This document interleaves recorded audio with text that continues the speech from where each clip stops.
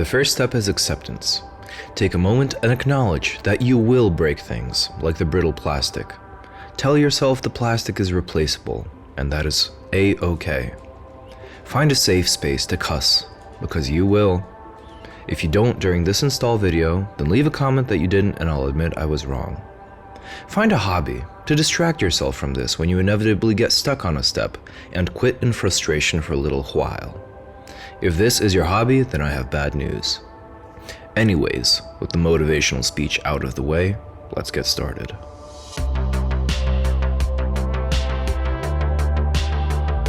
And then when unboxed, this is going to be the adhesive that goes under the camera. Off of the camera, the camera itself looks pretty nice, although I do have a minor quality defect here at the top of the glue, but it doesn't cover the camera. We have the power for the light that should come on and is going to need a light connector. The black wire has a video feed and a power feed.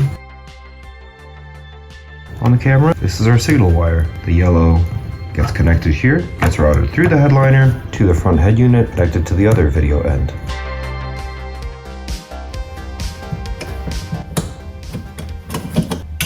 Easy. There are clips that hold in. You don't want to just yank it down. I got the left side loose very scientifically by giving it a firm tug down. Rather than pulling from one side, put actually a hand in the light hole to spread the force out. And there are these pressure clips that get pulled out. Another two in the back that want to come out. There we go. One last one in the corner. And see how many I broke or didn't break. So I got one of these to slide out. Yeah, using more force than one is comfortable. 25 inside of here. I recommend one of these guys, a socket set with an extension and a T30. So this one is easy. When that comes out, that's easy.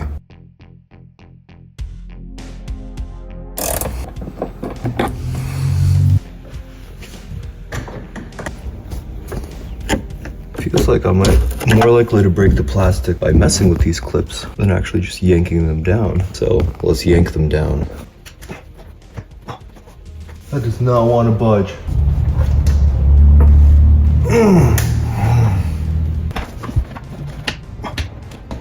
Oh, that was a tough one. So grabbing from the right side helps. They're all behind there, so basically you have to just yank. I don't like that feeling. Getting hands under the right side and the left. Oh, and there's an airbag there. Oh, that's scary, but we did it. Plastic is intact, plastic is intact, plastic intact. Aha, one of them wanted to stay in. From the inside, this is the clip stuck inside that holds against the plastic. If your clips get stuck, you can use a thin needle nose pliers to grab them from both sides and yank them out this way.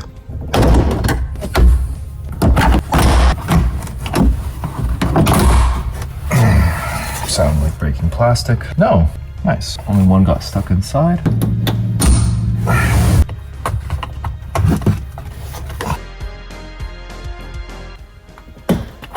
Just use a fingernail. No, T25.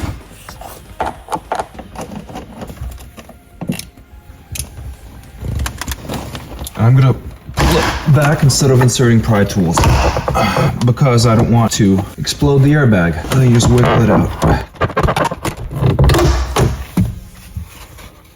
Not bad at all. That's what it looks like with the A-pillar trim removed. And please observe that when reinserting, it's going to be just inside this metal tab to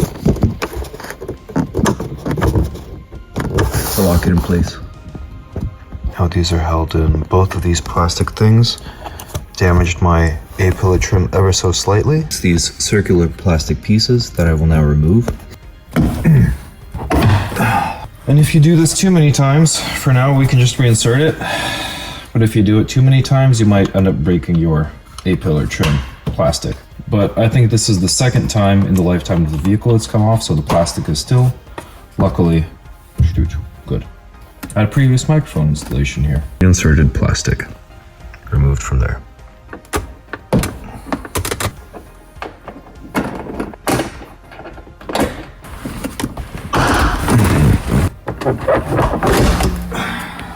two plastic white thingies. That's it.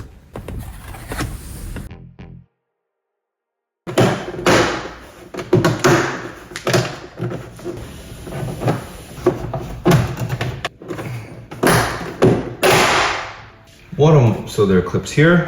One of mine broke, the rest survived. And then they have things that love to stay inside here. These are the tough ones. So that likes to stay in.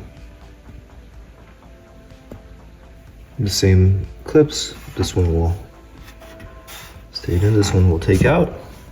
And it did not break the plastic, luckily. And the only clip that broke is this, which wasn't even holding on that well either here.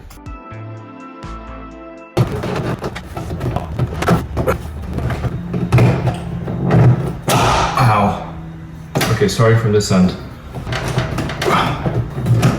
Oh, and the glass hood is in the way.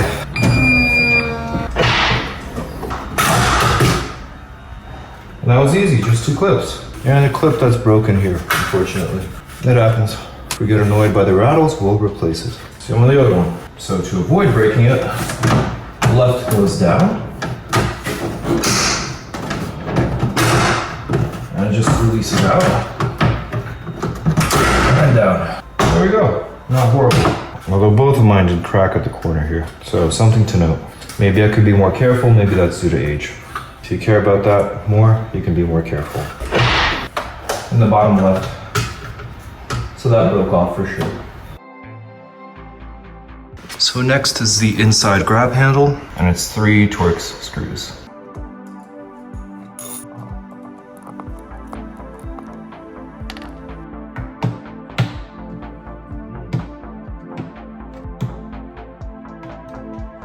Couple of clips like so, on the sides and on the bottom.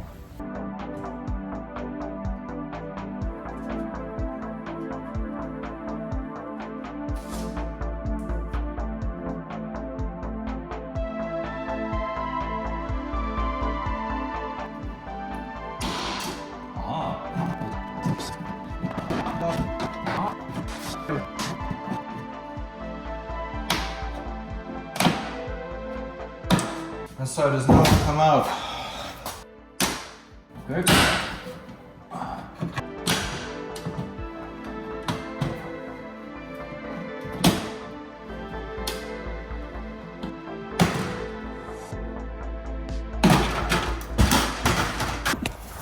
The hard clips basically have to start at the bottom and get these clips out.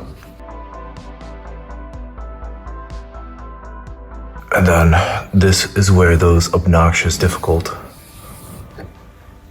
clips are located. You want to work one side loose. Luckily, none of mine broke off and none of mine got stuck inside, but I did break off some plastic. And that's what it looks like. With that, we can start attacking the tailgate trim. That is much easier once you have the top piece off.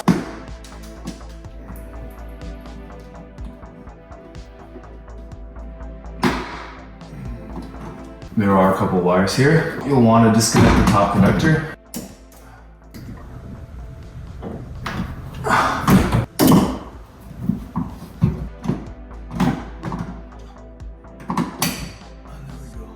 And the trim comes off. You want to disconnect the connector at the right. And watch out for your eyes. They're looking up. Okay, the yank clips. Only one came out at the bottom here. The rest are inside.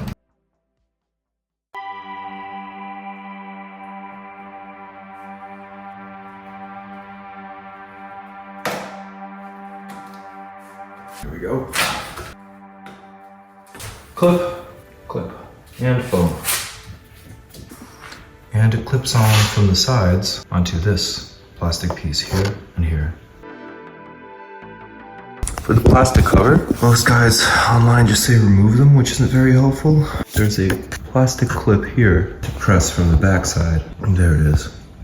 That I'm going to try to press back.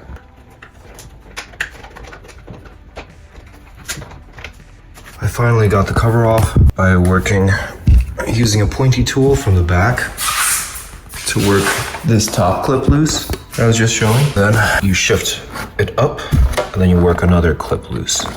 And then for the bottom clip, basically I threw caution to the wind and just yanked it to open the connector the rest of the way and hope it doesn't break. And finally this cover is off and we'll be able to remove it like so. I don't think we have to completely take it off. We'll just feed the reverse camera through, wire through, and connect to this wiring harness. Yeah, 2.9 or 210? 2 latch, and the light comes right out.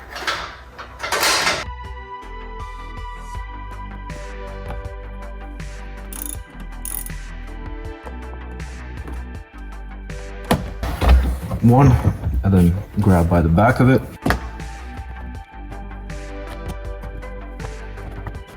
Not too bad.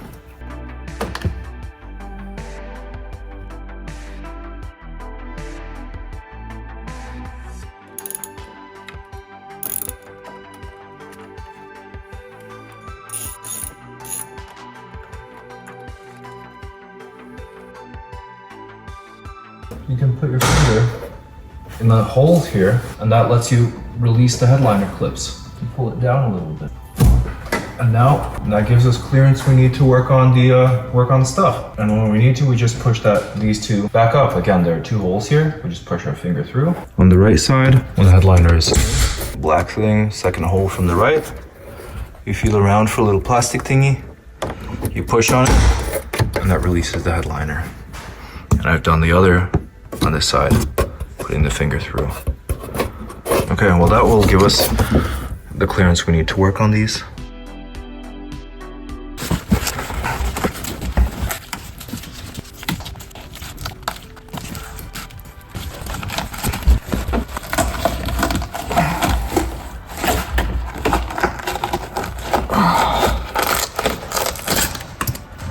Voila.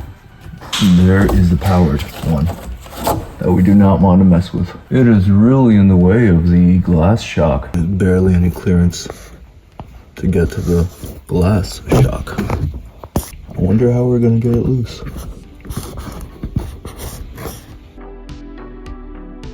So, 3 problems with the license plate camera. First of all, the holes don't match up, even though they say they do. So what the solution is going to be is I'm going to cut the camera here and here, Dremel out a section here and insert the camera and seal it and super glue it. Issue 2, camera comes without a connector for the OEM lights, even though they say it's compatible. So we gotta solder on the old connector. No big deal, right? Soldering a connector. Problem 3, I disintegrated the OEM connector and it's not a connector. It was these metal brackets that hold the light from both sides and actually go inside the connector. Like so. Metal connectors inside, and these hold the bulb. So, I have to cut these. I have to solder on the red and black wires onto these and basically make a, long story short, I have to make a custom connector for this to connect to the OEM harness. I could cut and do my own connector on the OEM harness, but I want this to be compatible with reverse. I want this mod to be reversible if needed.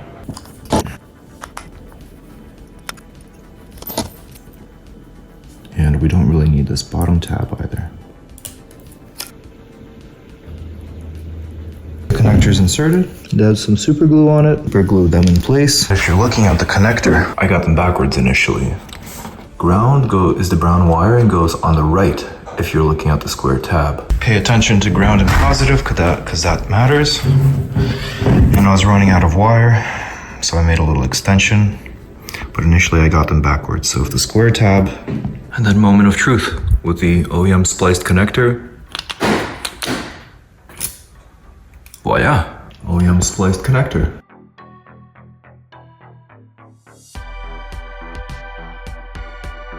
So I made a thing out of electrical tape to hold the epoxy. Now I poured epoxy inside of that thing so that it doesn't let the connectors ever break loose. Now you might be asking, what is this unholy trinity of objects, Alliance objects? This is a borescope camera. It's gonna let me see a special fiberglass wand fishing electric fishers tape wire alternative that lets you connect them end to end as you're inserting them in. And I'm gonna attach both the camera and the fishing fiberglass rods to the head unit connector and insert it from the back of the vehicle. pushing this through. Looks like I'm definitely stuck. Oh, there's a white handle inside. So I think I see that torque screw over here.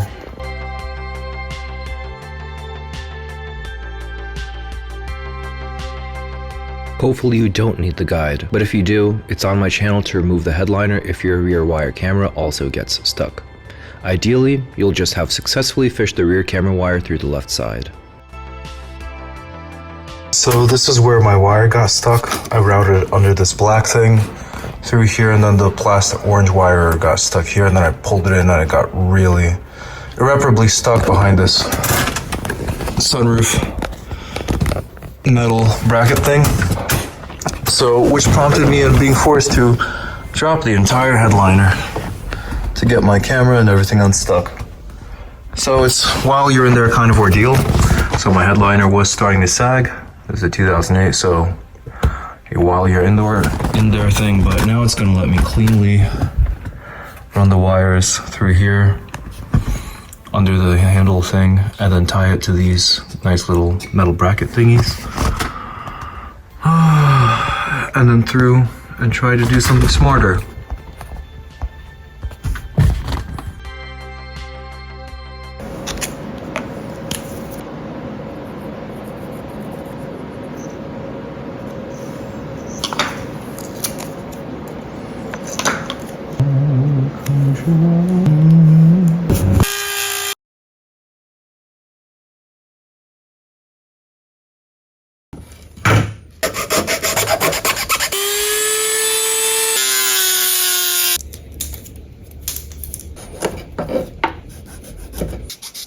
Test fit. All right.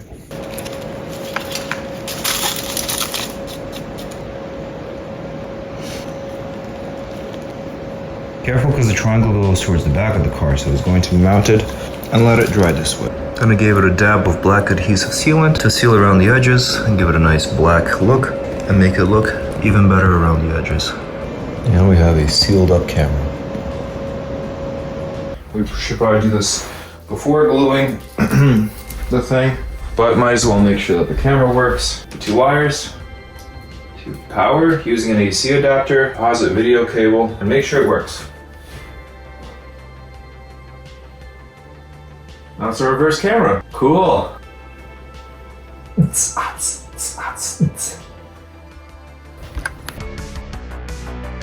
Step to clean butyl off the thing's gunk so that in the future when we put it on, it'll adhere better. It's funny because there's a specific part for the powered hatchgate model that makes room for the hydraulic line that has to go down.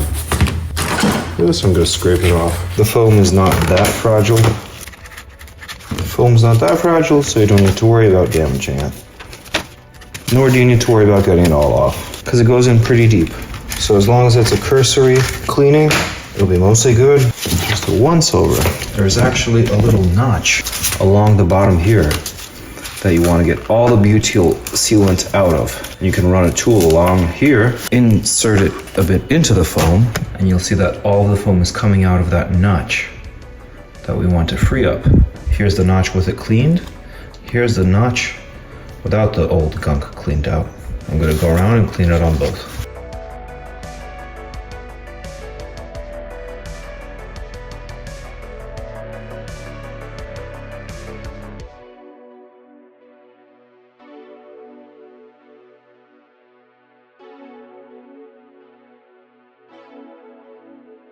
And with that sliding motion,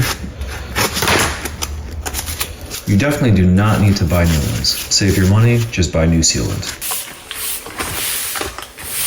And you can run something along it, but be careful, there are airbags here, so it's inadvisable to run it along and puncture it with something sharp. And you definitely want to do it away from the airbag.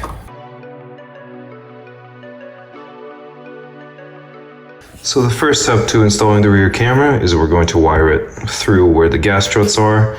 We're going to make a slit in this foam, pass the wire through so it minimally interferes with the positioning of the gas struts so that the wire comes out right in the middle and doesn't interfere with the mechanisms. And then we're gonna connect this wire and run it together with this, put it under the plastic covers. I'm approximating where to make this cut. It's not interfering with the gas struts where it says the part number on the foam. So about here is where we will pass the wire through. We will use silicone adhesive. And we're making sure to take the rear end. And it will go like this through the back of the car. Kind of a twisting motion. Whoa. Took a little bit of the material with it. So maybe you can tape it to not ruin your wire. So we could reinstall this, but for now we'll just set this aside and run the wire through at the top, because we'll do the rest with the reinstallation of the gas struts for that video. So for now we just put the wire through the top. The wire through the top here. It fishes out here, and we pull out enough to feed through on the side here. And we're feeding it through this rubber grommet, through this trunk, and out at the light. So for now, let's just get a length of wire here for the next step. So now this next part, I think, is going to be a little challenging, because we somehow have to, this metal part is enclosed, and we have to get this wire all the way down through this enclosed metal tube to where it's open over here. We can't feed it through via gravity with the trunk this way, obviously, and I'm not sure how it goes for the, I think with the hand-powered ones, you can just pull the trunk down for the rear camera installation. I'm going to show you how it works for the powered hatch. We do have to temporarily reconnect the button. I'm going to lower it using the button, because pressing against the race hatch with the power didn't feel good to do. And then I'll show you shortly I will show you a screwdriver trick to try and get this through. I'm going to take this up, and I'm going to try and get this connector through without cutting another hole in this rubber grommet. Basically, we're going to put a screwdriver here and try and pry it out, because that didn't feel good. It won't feel good possibly cutting wire, etc. So now let's get the button temporarily. We'll reconnect the button temporarily and lower the hatch / lift / trunk to start this. And also careful because you do not want this to close all the way. It'll crush your wire, and also this won't fit perfectly in place, so you might crush the fiberglass. So you have to be really careful not to let it close all the way. Also careful, because there might be crud falling into your eyes from when you disconnected it.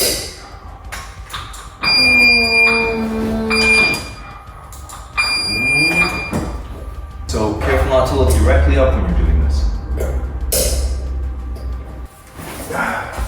Without damaging these wires, we can try and push in. That should leave a little cavity inside. No way is that fitting. So let me try this. I will try removing this grommet. There we go. If you peel out the grommet, you can see it's actually inserted pretty funkily through there. So we do need to make an incision here through which to insert the wire. So we'll do that now. We'll pull out the grommet. It's not really pullable, and make an incision. Just making a tiny slice, and we'll also give it a dab of silicone adhesive there. So we've made a tiny slice here. Screwdriver comes out the other end. Try and make this a little bit bigger. None of the other YouTube videos that I found showed how to do this properly. So if I am permanently messing it up, whoops. But at least I will show you how to do this. Later we'll fill this up with silicone adhesive.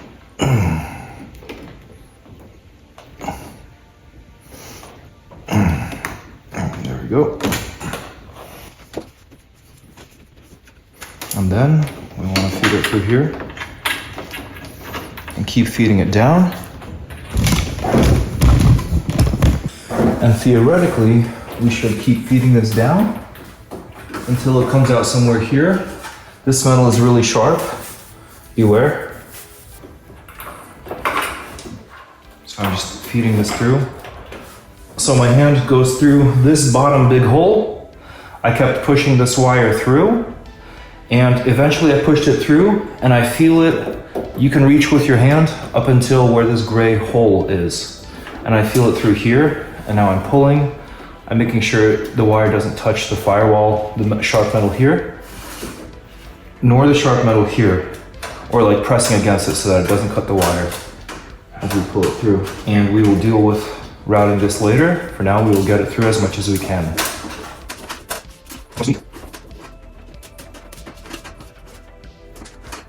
And there we go. You've wired the wire through here. Now we will take a dab of lubricant to reinsert this grommet.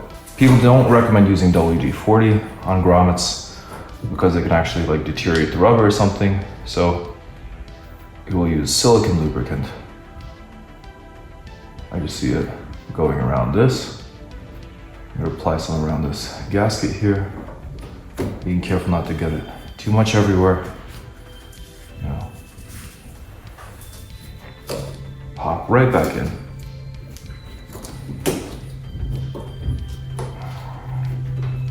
Boom, popped right back in with no issue, as if it's brand new.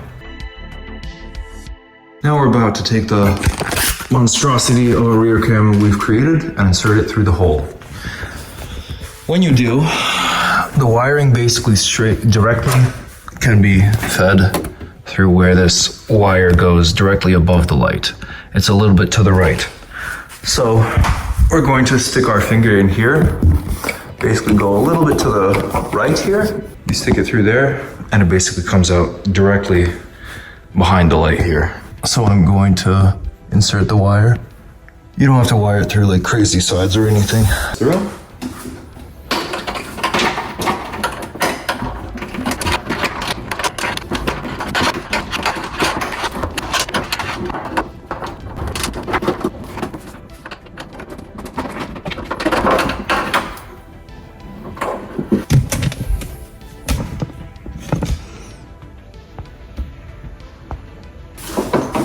And then the light gets connected with our custom connector that we made. Boom, until it clicks. You push the connector, the wires the rest of the way in. You don't have to yank it all the way through because the light connector is quite short here. So that's something that's good to know. The small screws are T10s. And you want to make sure you did your rear camera well with epoxy and sealant. Light, not too tight, but not loosely because you wanted a good seal. Next part might be intimidating, but bear with me. This is your connector for the light, which we have just done. And then for the camera connector, for the camera to actually work, you have your signal cable, which connects at one end for the video and has a trigger wire. And at the other end, at the screen head unit end, we also have a signal, video signal, and a trigger wire, constant 12 volts to signal the head unit that the reverse is on. And then the other plug is the camera power.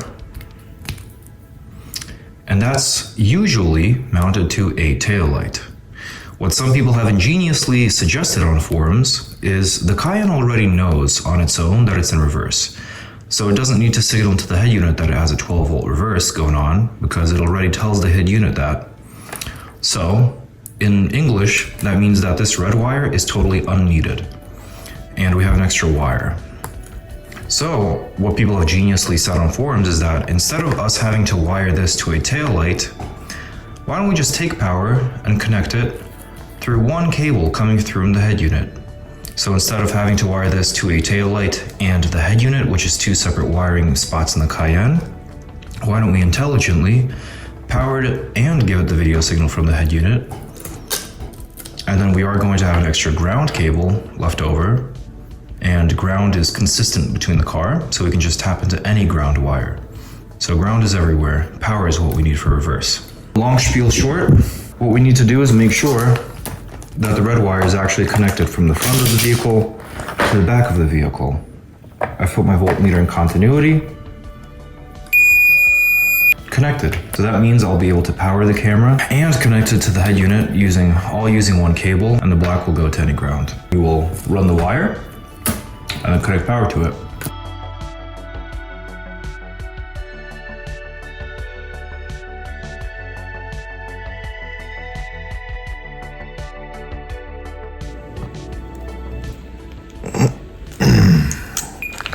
Beautiful. I've twisted together the red wire that will go to power the camera.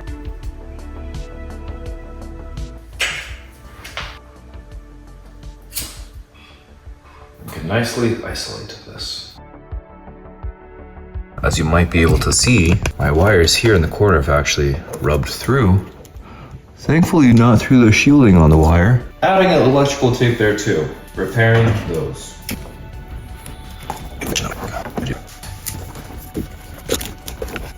Can pull a little on the wire to move it around a little bit. Wiring the camera and connecting it. Then I'm pulling through any excess wiring back through the side. Careful not to cut against the metal firewall here. And inside there are good spots to zip tie to here. Once we have this cleanly done, we'll have extra wiring here. Pulling back all the extra wiring back into the Cayenne. And we have our ground wire, which we'll need to wire up. So next we'll do the ground wire. Even though I don't need to, what I'm doing here is I'm insulating this wire with additional electrical tape because these firewalls are sharp. So before we zip tie everything in position, we're going to, this is how you remove the fuse box cover. Basically, give it a good tug, open the door, and give it a good tug. Why do we do this? Because we're going to put the rear camera wire, which we have in the driver's seat, through the fuse box, the microphone wire, into here, under the column, and into the head unit.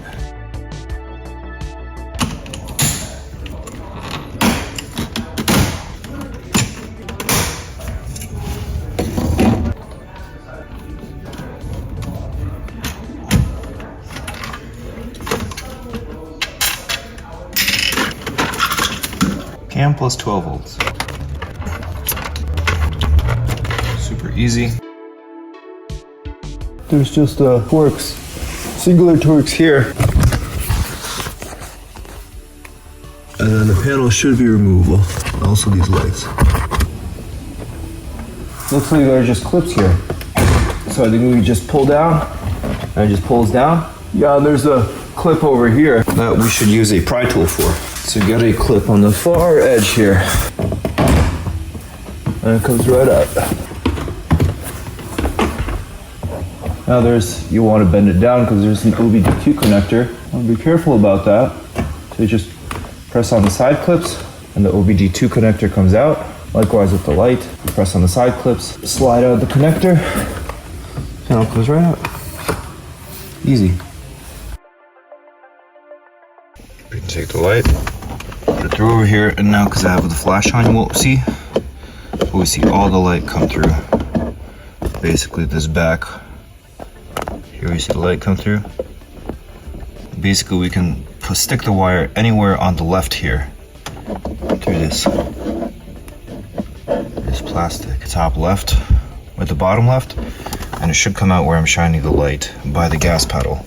So we'll just cleanly wire it across the bottom here so it doesn't get in the way of the pedals. Anywhere on the left plastic, it should come through. Here's another use for the borescope camera. Okay, good morning. I got it by sitting here and sticking a stick with the camera tied onto it at basically a 45 angle degree this way from the gas pedal towards where the head unit would be at kind of an angle like this. And eventually it comes out in the back like so. So now I just give it a pull. The rest comes out here. Voila, rear camera. And the wire is now here, which we will carefully zip tie to the other wires here to get it not interact with anything. Along the bottom of this plastic trim piece, inside here, and up the A-pillar, and up and away. So now I'm just sitting here playing with finding grounds. So I put the voltmeter in continuity mode. So you have a couple of options for connecting this ground wire on the rear camera power. You can unscrew one of the screws and make sure it's painted over, so you have to get an exposed part of the screw, but the body has ground. Here I'm taking a scratched part of this bolt screw, touching it to a brown wire. We can see that has continuity. I tried tapping into this brown before testing it, So I'm just gonna leave this connector here. As you can see, there's no continuity to this ground. But if I do this wire, there's instantly continuity. This isn't super reliable. Ideally I would make a square bracket and Dremel out a hole, or maybe solder this to a washer and then try to get here, but I don't want to mess with making a bracket. I'm a little too lazy for that. I don't want to remove this and possibly mess something up behind. Also, like, what if it's different metal kinds? And what if they corrode over time? If the metals are different, that might be an issue.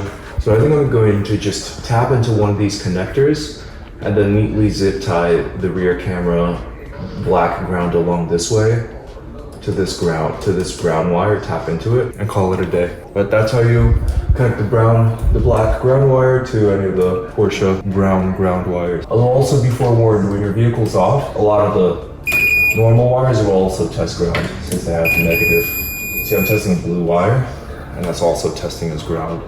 So be careful, you know, which wire you actually use as ground here. But brown is a pretty safe choice. So here I've tapped into this connector ground. Using continuity, I double checked that there is indeed continuity between this connector, the brown here, and the tap, because that might cause issues later if you don't check. Now we can tap into it. I'm just gonna solder on this connector onto the ground and tap it in. Flex.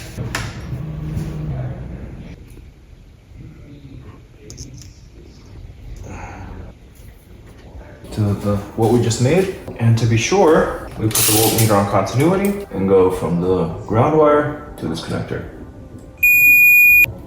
Where else can we test this? We can test this. We can test from ground. So that's the outside of this barrel. So we just test it here. Touch the black wire. And we have connector on our ground on our black prom. We can also touch the body of the car, and we have ground. Now we provide this nice, delicious, good ground to our camera. And then just do cable management after. But that's how you add ground. Ground from there to here to the connector. So my head unit has an amazing pinout diagram here. And it also takes the Cayenne's signals, which are available, and converts them conveniently to already a camera plus 12 volts available for me to use here. One thing you can do is at the car side, from the car, you can tap into a 12 volt wire that goes hot when the reverse is activated, and I'll include a pinout now. And also that will be linked in the description, and you can actually connect on the car side and tap into it. Or since this nice Xtrons unit already has a camera plus 12 volts, I'm gonna put the head unit back in the car, tap into this, and then check that this goes hot to 12 volts or high when I put the car in reverse. If it does, then all I need to do is tap into this, and that will be my power wire for the reverse camera. But if you prefer, you can tap into the car side reverse signal as well, and we'll share that pin out. All you would do is you wouldn't tap into this one with one of these guys. You would put one of these guys on the car wire that goes hot when it's the Cayenne's in reverse. Let's check for a ground wire here first. Okay, this is a ground wire. Based on previous experience, this is a 20 volt. Boom, and we have negative 20. It shows 20 volts here. We know this black wire is ground. So we put the black thing inside here.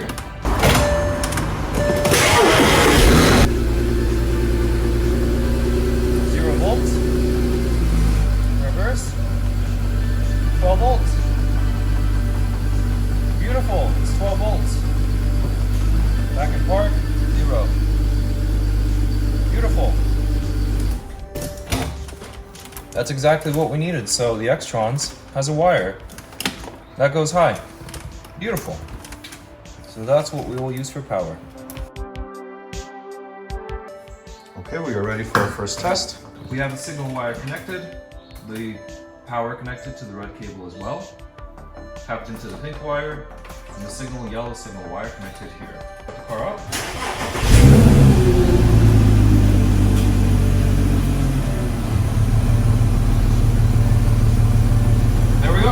first signal.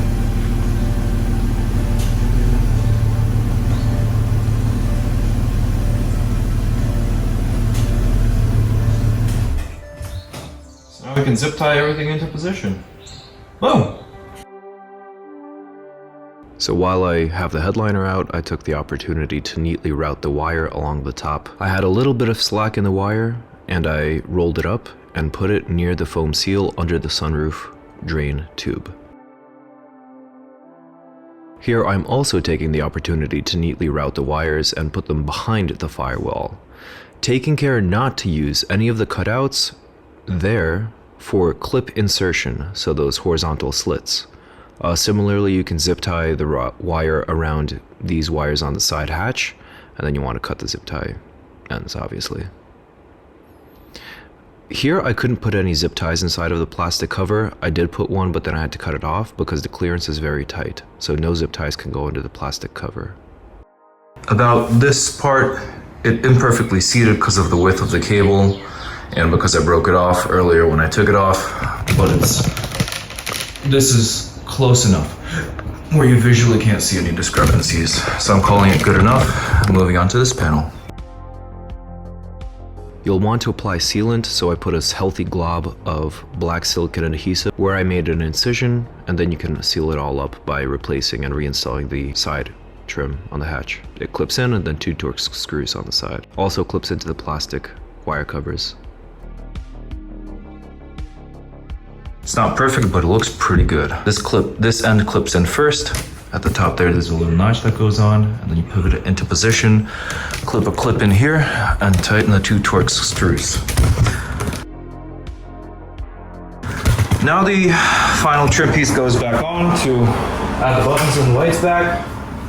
I don't think I will actually repair these ends that I irreparably tore off of the other one, because they both have metal clips. So I don't think that will cause issues. And if it does, if it causes rattling and issues, then I will take it back off and replace it. But I have a hunch that this was just over-engineered. And actually, it's better to leave this broken for now, I think. So with this, just the clip goes right back on. Taking a mental tab of 1, 2, 3, 4, 5 metal clips that go on relatively where they are. 7 metal clips relatively where they are. Reconnecting the connector. And reinserting the metal clips. There you go.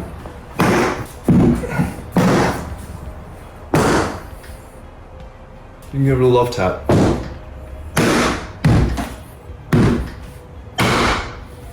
And pop right in. And now we've done the rear camera and the rear hatches.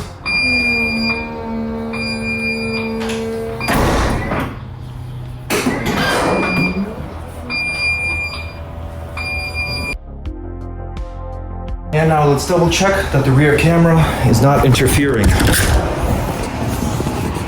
So this plastic doesn't interfere, because otherwise it would have caused issues. And let's double check this, because the wire will be going out here. Self-kidnap mode. Does not rub on the rear reverse camera wire. Does not rub on stuff. And that's good. Okay, we have our assistant. Now close it. Check for interference on the glass door if you fix the struts.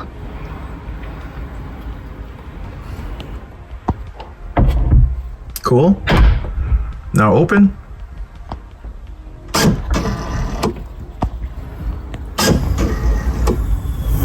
Now close. And give it a little slam down.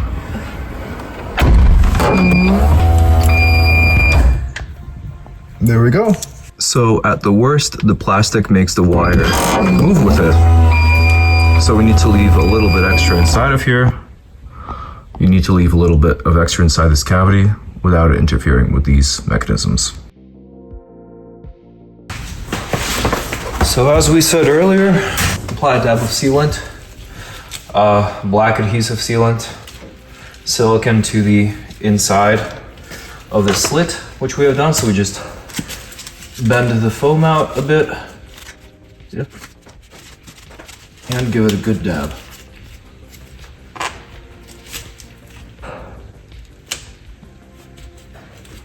And apply it up the surface. Now we take our butyl sealant tape around the thing. And let's have the corner be at the far end, away from the ingress. So we just temporarily, for lengthwise, measure it starting at this corner, measure it around. Around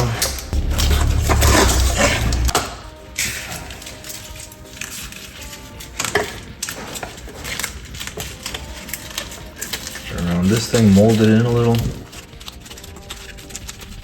The large flat front part is the most important because that is the area closest to exposure. Butyl in a nice circle. Pull the wire through a bit, seal it nice and thick in there.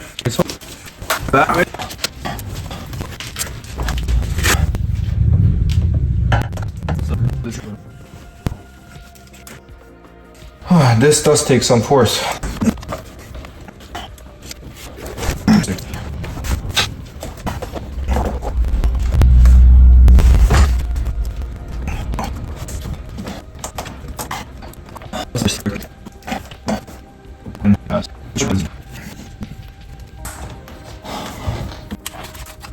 You can stretch this amount a bit because we don't need a crazy amount and it actually hinders inserting it a little. This one's easier because there's no cables or anything coming out. First we work one end in and then the other.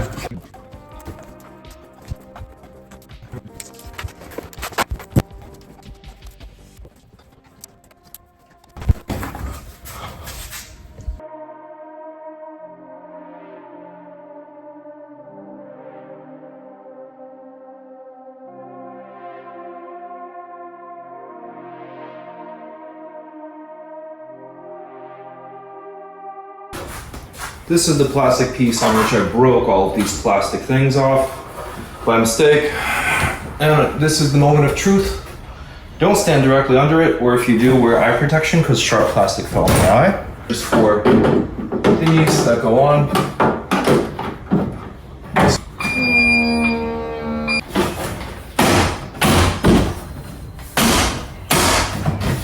There we go. The 4 clips are pretty adequate. I mean, is there movement? Is there movement of this thing now? Yeah.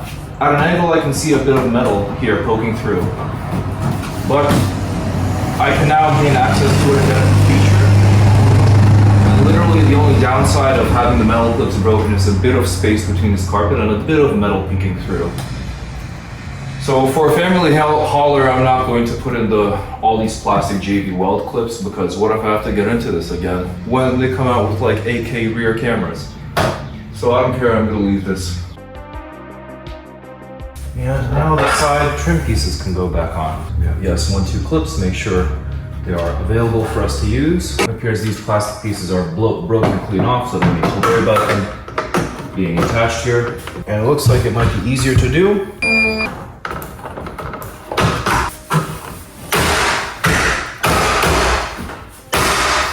Give it a good snap, you're good to go.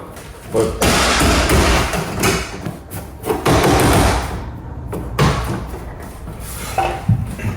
and last but not least, once we've decimated this, there are a series of clips at the bottom here. And I believe this will help hold everything together and avoid rattling.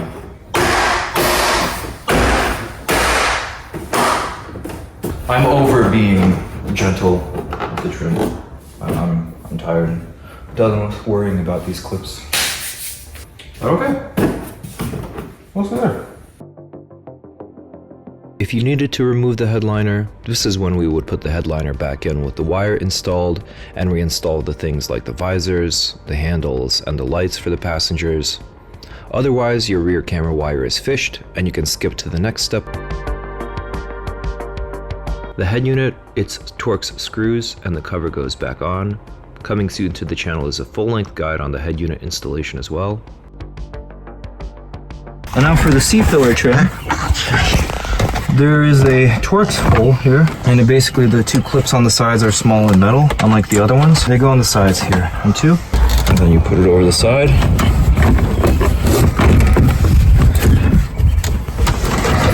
And then the bottom plastic goes inside.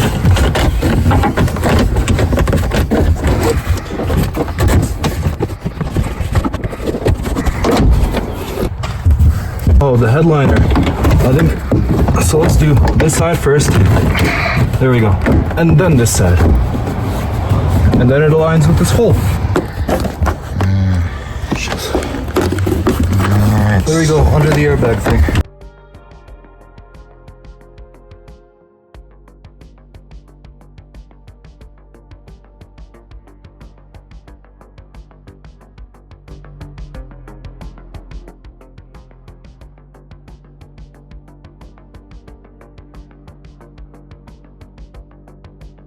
On the first try, the D-pillar trim might seem really hard, but the black metal thing goes towards the top.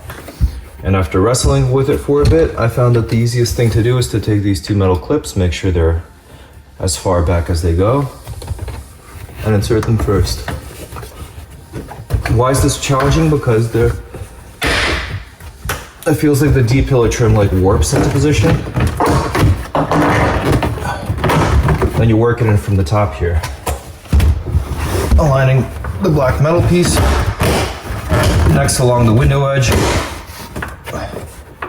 pressing it in and such. Now you work your way along here, making sure not to pinch anything. Push the clips in, and you're done. This is much easier than what I had on that side with hydraulic lines and stuff. And it does not like perfectly seat on the side, but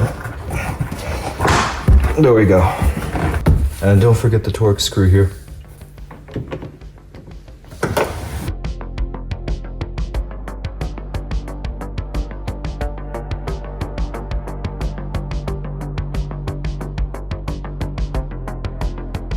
At the bottom, so you just kind of carefully work its way in, starting at the bottom, and then try and align.